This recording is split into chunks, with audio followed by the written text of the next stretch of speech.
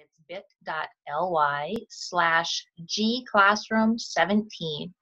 And basically what I did is, this is not an intro to Google Classroom because we did that last year. This is what's new in Google Classroom. And there have been so many new and cool things that have happened in the last year that people have been asking for, that I really wanted to share all that stuff with you today. So what we're going to start out with is the newest of the new, and that is that Google Classroom can be used with any Gmail account. And I've pulled up, I follow a lot of bloggers who do a ton with Google Classroom, and Keeler is one of them, and she's just incredible. She is so excited. She posted a blog, OMG, Google Classroom for Gmail accounts. And so about mid-March, Google announced that they are allowing regular Gmail accounts can be used for Google Classroom. And that is super awesome. But one of the things that you're going to want to think about is if you're in a school setting, you will still want to use Google Apps for education accounts, simply because your students should all have them. It'll make it easier when you're partnering with other teachers, when you're working with your students, all that. So just keep that in the back of your mind. Alice did a really great post here, and she talks about, all the details. Just note, when you go to Google Classroom on your regular Gmail account, I mean, now it doesn't tell you can't use it, but when you do try to create an account and it comes up with a little box that says, oops, you can't create them yet, we're still rolling it out. And so you'll just have to be patient, unfortunately. The big thing also is your administrator, and Alice has done a really nice job here of showing the admin panel. And so you will probably need to talk with your administrator if you wanted to have people outside of your Google domain use your Google Classroom. And so you can set up who can join classes now, and you have some different options. And so this is a big deal for those of us that do professional development. I'm really excited at the possibilities to be able to invite people outside of our domain to be able to participate in Google Classroom. And so I think that'll be a really great opportunity. So that's the newest and most recent change in Google, is that other Gmail accounts outside of a Google Apps account can create Google Classrooms. But it's a rollout, so chances are you probably can't do it yet. But the keyword there is yet. All right, next cool thing on the list. One of the things I hear all the time is people really want to be able to not just assign everything to one student in the class, or to all the students in the class. They want to be able to assign to different students. And in January, Google released the ability to differentiate assignments within Google Classroom. And so the default, when you go in and sign up or create an assignment, is for all students. However, when you click on that little triangle there, you can uncheck all students and select the students that you want to have receive that assignment. So you can create groups that way. You can do differentiation. You have some different options there. One of the things is, she talks about, Alice talks a little bit in this post about being able to assign just one student, and so other students won't see it in their stream. And so just thinking about that. The other thing that she talks about is how to utilize choice within Google Classroom, and that wouldn't be that wouldn't be assigning individual students.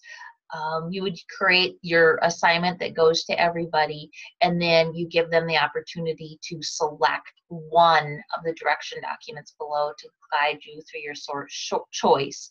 And so students would pick one of the choices there. And so there's just different options, but you do have the ability to create assignments and assign assignments to a group of students or one student, and that's really an exciting addition. And that came out in January. Another big deal for Google Classroom is the ability to schedule posts. This can streamline your life in so many different ways. And so what you can do now is you can schedule your posts, and you can actually get them down to the minute if you want. And so I have a lot of teachers that will go in and put in their assignments or their assessments and schedule them so that they only appear right before the class period starts, because they don't want students to be in there ahead of time. They want to make sure that they've done something in the class before the students see this assignment. And so you can schedule down to the minute of when something appears in Google Classroom. And there again, it's the drop down beside your assign that you can schedule when your assignment shows up. So scheduling posts can be life-changing. One of the things that came out this fall is the Guardian summaries. And that is one of the things that people have been asking for a long time. And in Google Classroom, they have, in their help, they do a really nice job of talking about what it looks like, and then they show you what to expect. And so you can see, here's a summary, sample summary here, and you can see what shows up: missing work, due next week, class activity. And the thing to note is, in your Google Apps, your guardians, so like if your student is in 4 different classes and the guardian signs up for one class, they will get the summaries for all 4 different classes. So that's just something to be aware of if guardian summaries are on for those classes. But I have appreciated that Google has, this is the Guardian information so you can share that with your parents if you have if they have questions on the Guardian summaries or how that works. Then we talk a little bit here about topics, and that's the next thing that they released, and that was also this fall, was the ability to add topics. And this allows you to organize your class stream. And so one of the things, so it used to be you could only add a topic when you were creating your assignment, but now you can actually add topics under the topics tab. And so when you're looking at Google Classroom, and I do have Google Classroom open over here, I can add a topic right here if I wanted to. And so I could do, let's see, what's another topic? So I'm adding a unit topic there.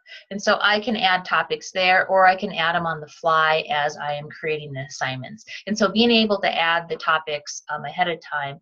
Alice Keeler does a really nice job of helping you think about topics in her posts. And I appreciated this, because I really thought about only using topics to, delineate the kind of assignment that I put out there. And so I would say, it was an assessment, or it was an announcement, or so they could go in and just grab that information. What she talks about is the ability to use the topics in different ways, because you can only assign 1 topic per assignment, and so that's somewhat problematic.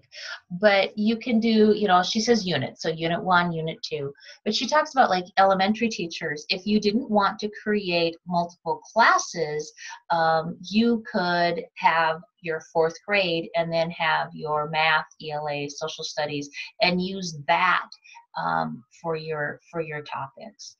You can also use them as groups, so the topic would be, for groups. Also, she could use it for sections.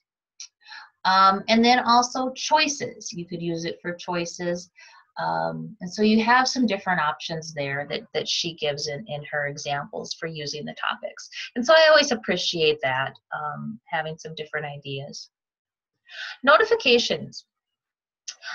Google allowed, they added some changes for notifications, and so now you can get notifications for when a student submits work a second time after you've returned it, if they send you private notes, if they submit work after the due date. And so you have those options. So you can get more notifications than you used to be able to. And you can customize your notifications. And so there's some information in the help here on how to customize your notifications. And then this is something that's pretty new, and it comes from Google. And who shared it? I don't remember who shared it. Casey Bell, I think, shared it. And I love this. What Google is offering is the classroom teacher tip. And so every week they are coming out with Google Classroom teacher tips. And so April 4th, and it's on Tuesdays, which is cool because today is Tuesday. So April 4th, they have Teaching Math in Google Classroom, and they give some examples of from teachers on how they use Google Classroom to teach math. And so here's one from last week where they're using Google Forms in Google Classroom, one from the week before where they're using Google Sheets in Classroom. And so lots of different ideas, and you can kind of roll through and check those out. So I thought that was a nice tool to have hanging out there. I also kind of wanted to touch base with just as people get started in Google Classroom, there's a really great infographic that was published a year ago on all the things that you should be able to do in Google Classroom. And I'm sharing this just because I know you guys are all using Google Classroom, but to have the, when you're inviting your colleagues to use Google Classroom for the first time, this can be a great tool to say, hey, here's the things that you may want to check out in Google Classroom. Casey Bell also has done a really great job of putting together Google Apps that work with Google Classroom. And this is about a year old, and so I know there's more out there, but this does a nice job of giving you a starting point. And what I've seen is so many of the products out there now really promote that they work with Google Classroom. And so here's a starting point. I know that some of the subscription resources provided by the state library, Gale's Engaged Learning is on here. There's a lot of CK12 is on here, Nearpod, Newsela. So lots of different resources work directly with Google Classroom. And so it's kind of nice to have a list of those to check out in case you are looking for more things to use with Google Classroom. And then finally, some of the other things that I wanted to point out is trying to keep up with Google Classroom. My favorite place, I follow a lot of people on Twitter and Facebook that talk about Google Classroom, but my favorite place is the What's New in Google Classroom blog, which is put out by Google. And so every month they post all the new things, and then they also link out to the help that goes along with it. And so as you can see, the big deal for March was the Google Classroom for personal accounts, but you can go through and look at previous months and see what else is out there. So I really appreciate the Google blog. I also really appreciate Alice Keeler. She's done a lot with Google Classroom, and she's written a couple of books that are really awesome. But then she's put together all of her classroom tutorials and blog posts in one spot. And so you can go through and skim through and see all of the information that she has. Richard Byrne does it in Free Technology for Teachers, talks about Google Classroom, but he also talks a lot about Google in general. And not only does he talk about it, he creates videos about it. And I really love his videos because many times when I'm trying to figure out how to do something, he's got a short video and you can watch it and figure out right away how to make something happen. And so I've linked you guys the Google tutorials so you can go out and check those out. And I also linked to you Free Technology for Teachers because he does a lot with Google. And then finally, if you want to know more about Google Classroom or any of the Google resources, we have our self-paced online workshops that we offer here at Tide. And Google Classroom is one of the online classes. And so you can actually take Google Classroom from us, and it's a 4-unit self-paced course, entirely self-paced. And so you can take it. All time members have free access. And if you are not a time member, it is $75. And then if you want a graduate credit, it is $40 from USF. And so that's the highlights for what's new in Google Classroom in the last year. So hopefully that'll give you some new ideas for what you want to do in Google Classroom and different tips. So thanks for joining me today. Our next Tech Tuesday is going to be on Tuesday, May 2nd, and it's going to be Marsha Torgrud talking about what's new with Oswald.